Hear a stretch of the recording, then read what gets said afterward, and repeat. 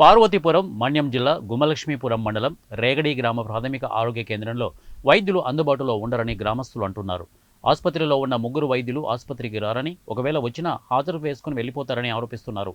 వైద్యం కోసం వెళ్తే సిబ్బంది తనిఖీలు చేసి మందులు ఇస్తారని, ఇంకా ఎమర్జెన్సీ అయితే కురుపాం ప్రభుత్వ ఆసుపత్రికి పంపిస్తారని చెబుతున్నారు. నా పేరు దమ్యంతి, మాది రేగడి గ్రామము. పక్కన హాస్పిటల్ ఉంది. 3 డాక్టర్లు మా హాస్పిటల్లో ఉన్నారు, కానీ ఏ ఒక్కరోజు కనిపించరు, రారు. ఏదైనా సీరియస్ అయితే కురుపాం పంపించేస్తారు. ఇక్కడున్న స్టాఫ్ మాకు మాత్రలు మందులు ఇచ్చి పంపించేస్తారు. ఏదో వాళ్ళ వల్ల కానిది మాకు కురుపాం పంపించేస్తారు. మాకు డాక్టర్లు అవసరము. డాక్టర్ గారు లేరు, ఏ ఒక్క రోజు కనిపించారు. మాకు 24 గంటలు డాక్టర్ గారు ఉండేటట్టు పగలొకలు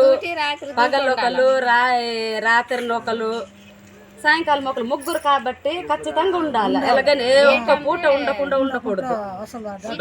ప్రతిరోజు ఉండాలి.